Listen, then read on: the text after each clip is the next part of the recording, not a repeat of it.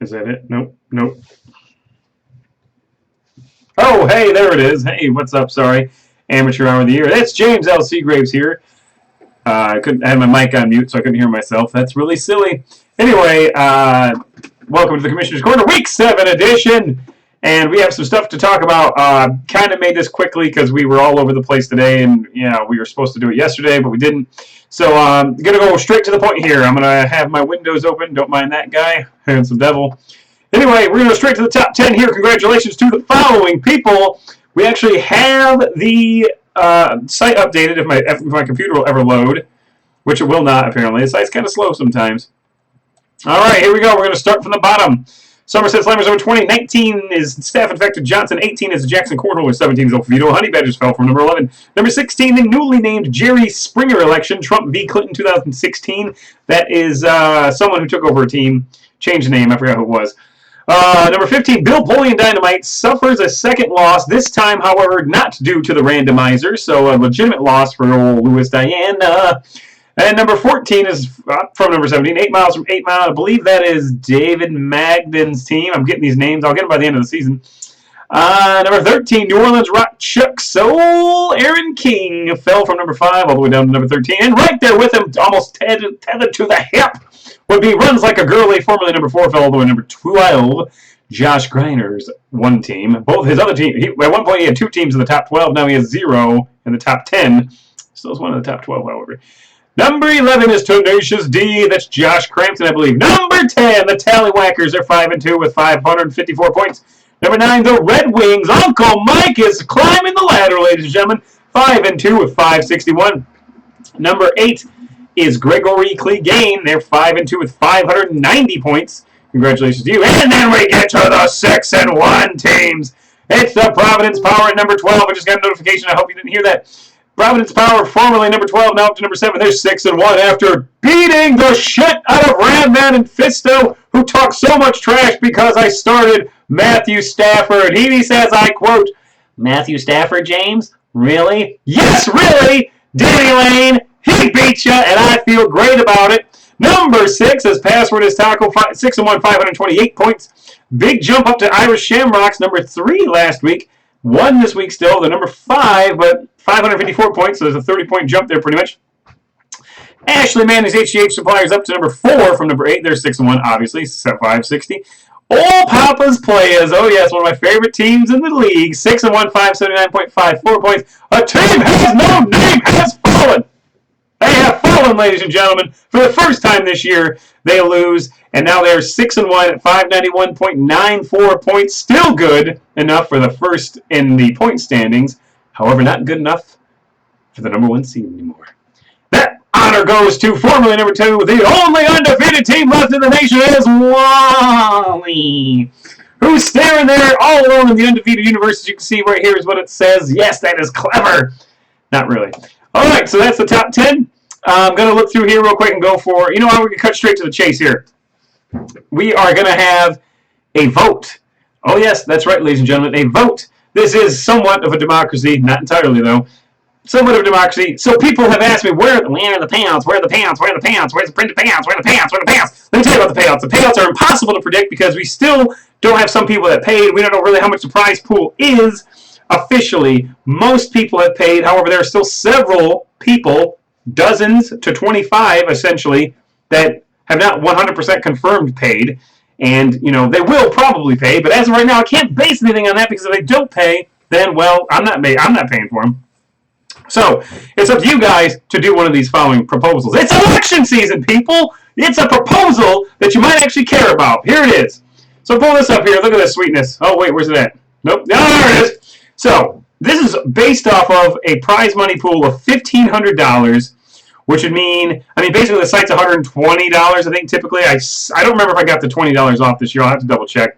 So that puts us down to about $1,800. And then assuming there were some people that didn't pay, we're looking at probably a $1,500 prize pool. Might be a little bit more than that. Might be a little bit less than that.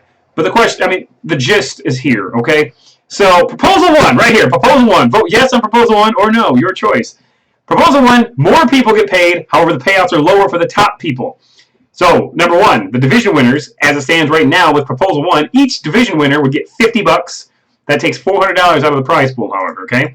And then, so that's really the big thing. Do you want the division winners to get paid or not? That is up to you guys to vote on, because I could give two shits, although I am in the running to win my division, especially now that a team has no name, has lost. So, that's one option. And then going down on this is the further payout structure. What the hell? The Final Four, if you make it to the Final Four, you get a $100 bonus. And then the losers of the Final Four games will play in a third place game. They'll get a $50 bonus. So at that point, if you're, let's say you win your division, obviously you get $50. And then if you made it to the Final Four, it's an extra $100. You now made $150. You lose in the third place game, you get zero bonus. You just get the $100 from the Final Four. If you win the third place game, however, you get an extra $50. So now you've made $200 on a $20 investment. That's 10 times your money. That's pretty damn good, kids. Second place game would get $100 bonus. So essentially they will have made $250 because of 50 for, well, if they won the division, $100 for the Final Four, $100 for that. And then the first place team would get $600. Okay? So that's pretty good. That means they're made $700 at least on a $20 investment. That's pretty damn good. And a lot more people get paid with Proposal 1. Vote Proposal 1 if you care about the people. If you don't care about the people and you just want to be the big dogs, go for Proposal 2. And here's how this works. No money for division winners, ladies and gentlemen. If you win your division, you get nothing. Just like Cooney's box, you get jack shit. But you do get a better chance at winning the big prizes. So, under Proposal 2, you would get zero for winning your division. However, if you can make it to the Final Four, you get a fat-ass payday of $250. That's, wait, that can't be right. That's not right. Who the hell did this math? That's definitely not right. Okay. Oh, that's right. No, I'm sorry. Under Proposal 1, you'd get $100 still. I'm sorry. Whoops. Shit. I did this real quick, like I said, You get $100 to the Final Four. We can change these proposals too. God damn it, I didn't do the math right. I was looking at this like, that can't be right. This is live and I feel like an idiot. So that's $400 out of that prize pool. And this would be $50, and this would be $200, and this would be $1,000. So basically, if you make it to the Final Four, you get $100, which is $400. And then if you win the third place game, you get a $50 bonus, so about the same. Okay? That still doesn't fucking add up right. God damn it. Okay, whatever. Division, I will redo the numbers here. I don't know what the hell I was thinking. I've been running around like a crazy man all day. Basically, Final Four gets a bigger bonus, and then the winner gets a huge chunk of change. This would probably be more like $800 at this point. Yep, that would be right.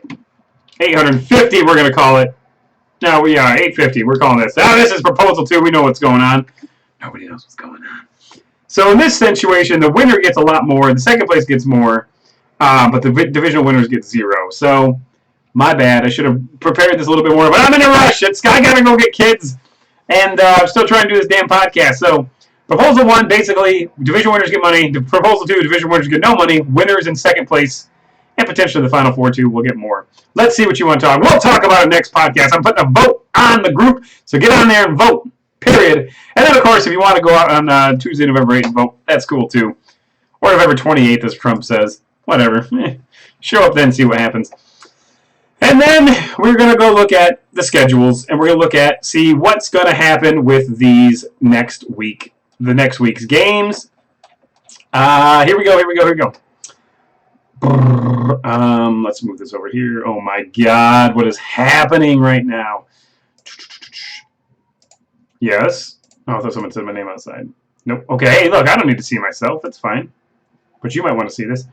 Can you see that now? Kind of. You can see the 5 and 2. That's all that really matters. All right. So here we go. So in the let's take a look, shall we?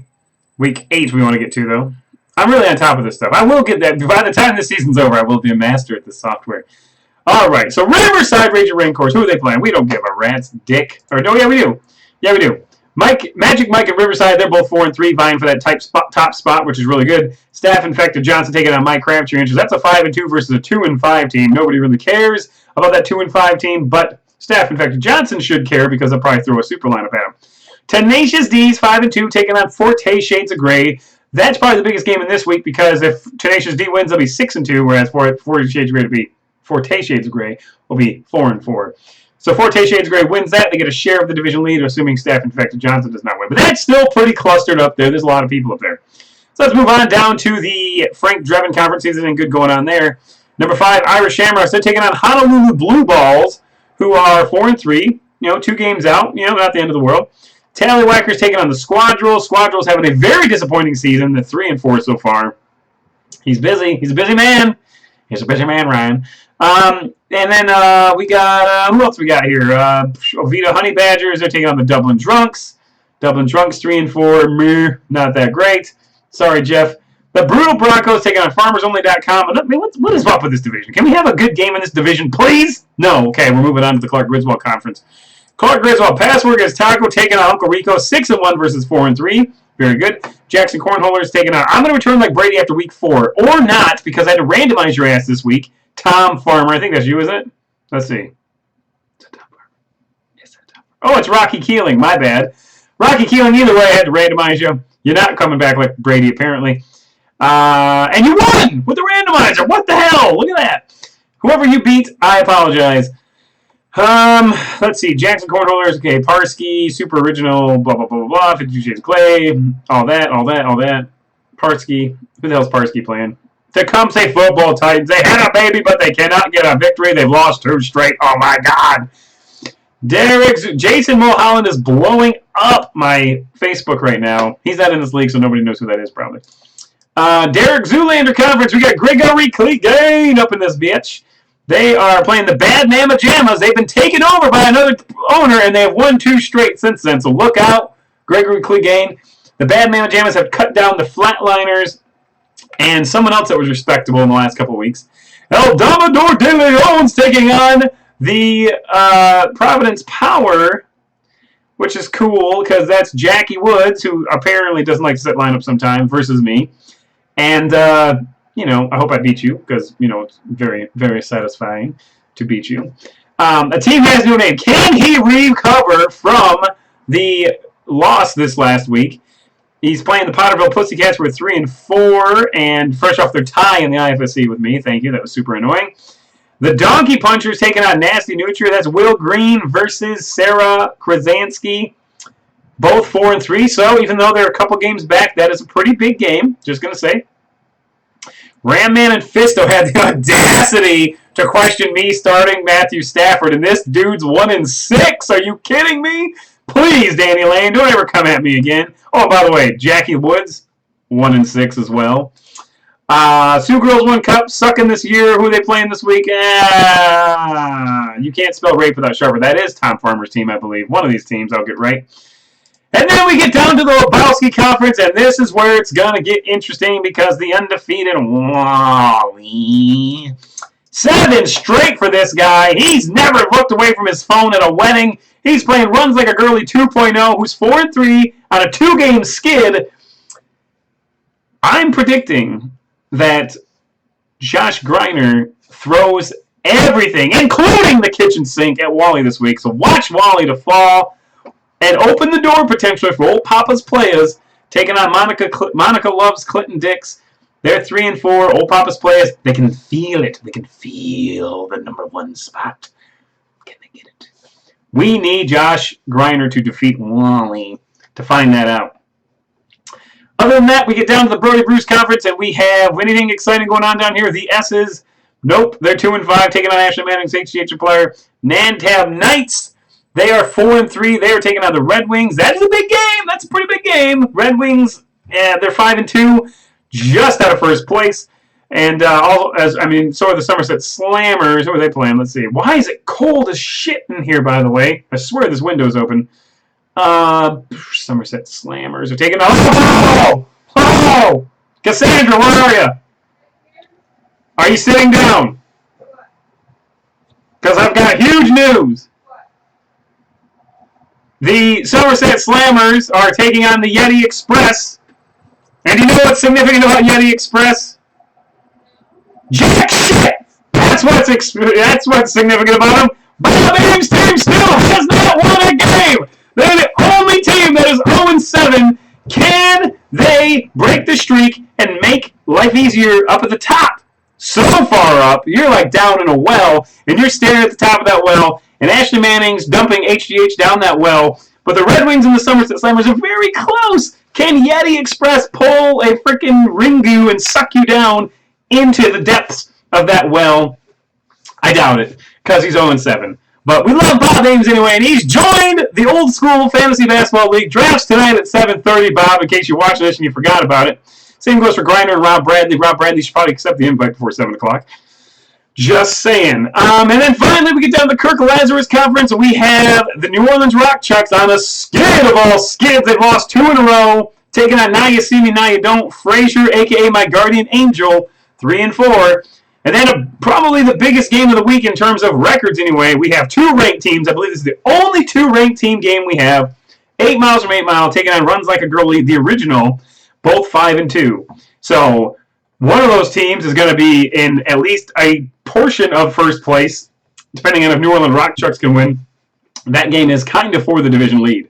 So huge implications in that one. Other than that, Brady's Balls taking on Will Fork on first date. Meh. Will Fork on first date is 2-5. Nobody cares. But we love him anyway. Steve Garrity should take some rules from old Papa. Old Papa's Players has a chance to be number 1 this week. They're number 3 now. So that's it. That's what to look for. I believe there's a stupid London game this week, so I will try to remember the. Look at that glare on that forehead. Oh my God, that looks incredible. So yeah, this light right here, it's like an interrogation lamp. What's going on? So if there's a game in London, I will try to change it to where the lineups aren't visible. I will, it's basically when there's a game in London, it's basically either you see only the people who are playing, or you see nobody, or you see everybody. I don't know. I hate London games. But, all right, well, I'm out of here. I got to go pick up these kids and take a shower. I smell terrible. Take it easy.